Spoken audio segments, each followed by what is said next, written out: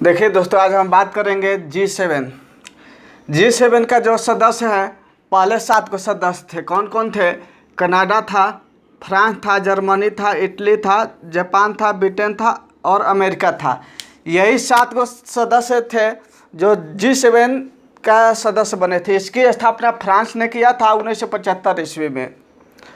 उसके बाद 1997 ईस्वी में रूस आकर शामिल हो गया। तब से इसका नाम क्या हो गया? G8 के नाम से जाना जाने लगा। जब रूस शामिल हुआ 1997 ईस्वी में, तब इसे G8 के नाम से जाना गया। लेकिन उसके बाद क्या हुआ? 2014 में रूस इससे अलग हो गया। उसके बाद फिर इसका नाम क्या हो गया? G7 के नाम से हो गया। तब बात यह है कि ये जो G7 संगठन है, इसमें ये बात किया जाता है कि पूरे विश्व को कैसे आगे बढ़ाया जाए। मतलब इसमें जाकर पूरे देश के भविष्य तय किया जाता है। तो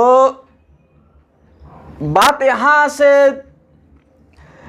होता है कि जो ये ब्रिटेन है, ये बुलाता है इंडिया को, भारत इसका सदस्य नहीं है। इसलिए ब्रिटेन के निमंत्रण पर कौन गया? भारत इसमें शामिल होने के लिए गया और भारत शामिल हुआ। उसके बाद में मैंने भारत के होने करीब करीब जितने भी इसमें सदस्य हैं, उस सभी को, जो ग्लोबल टाइम है, ये चीन का एक अखबार है ग्लोबल टाइम्स, जो चाइना के इशारे पर काम करती है। जो चाइना कहता है वही चीज़ छापता है। यानी चाइना जो कहता है वही छापता है, जो नहीं कहेगा वही नहीं छापेगा। यानी इसका मान लीजिए कि उसका सरकारी ये अखबार है, उसी तरह का व्यवहार करता है।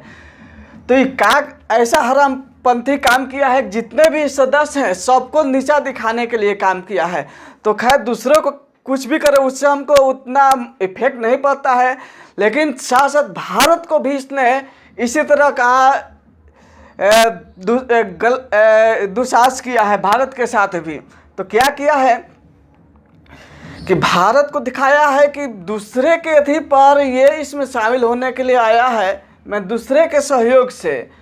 और क्या किया है कि भारत एक टेबल बनाया है और टेबल पर ऐसे ईसा मसीह का एक कार्टून है जिसमें ईसा मसीह भी टेबल पर बैठे और उसके साथी भी उस पर बैठे। उसी तरह का एक टेबल बनाता है जो ग्लोबल टाइम्स है। इसमें एक टेबल बनाता है, उसमें सारे जिसमें जितने भी इसके सदस्य थे, जितने भी वहाँ पे शामिल हुए थे, सबका एक फोटो बनाता है और जिसमें सबको अलग अलग फीचर से दिखलाता है। जैसे भारत को उसने हाथी की तरह दिखलाया। हाथी की तरह इसलिए दिखाया है कि भारत का जो अर्थव्यवस्था है हाथी की तरह, मतवाले की तरह चलता है।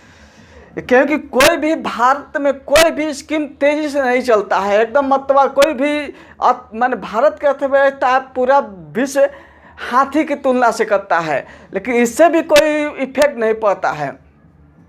भाई हमारा वो थोड़ा स्लो है, लेकिन स्लो चलता है, लेकिन अपने गंतव्य से विमुख नहीं होता। जैसे हाथी चले बाजार, कुत्ता भौंके हजार। तो कुत्ता कितना हो भौंके, हमको उससे मतलब नहीं रहता है। थोड़ा हमारा अर्थव्यवस्था थोड़ा धीरे चलता है, लेकिन उससे कोई मतलब नहीं है। लेकिन बात यहाँ है कि भारत को टेबल पर ना बैठा कर, जिस हाथी को टेबल पर ना बैठा, टेबल के नीचे बैठाया।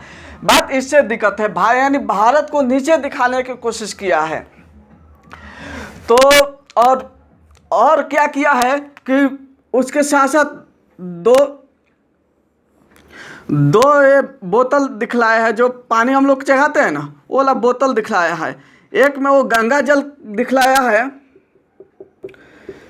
गंगा जल यानी भारत, और दूसरे में गोमूत्र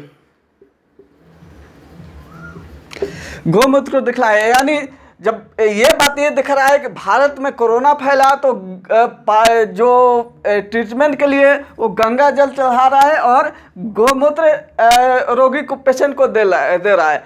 आप ये बात पर गौर कीजिए, जब फादर ऑफ कोरोना किसको बोला जाता है? चीन को बोला जाता है फादर ऑफ कोरोना।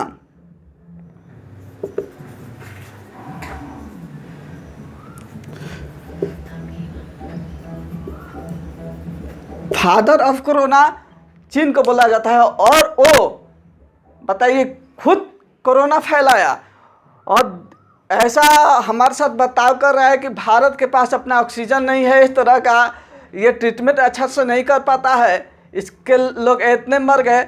और मैंने खुद फैलाया, और यदि ये बात हम लोग को बता दिया होता कि ये ह्यूमन टू ह्यूमन फैलता है तो हम लोग रोक लगा सकते थे, हमारे यानी इंडिया में नहीं फैल सकता था। तो बात यहाँ है कि उसका अखबार ग्लोबल टाइम्स इस तरह के कार्टून को छाप सकता है, उसके लिए खुला आज़ादी है। और एक बात मैं और बताना चाहता हूँ, एक खान सर हैं, उन्होंने जो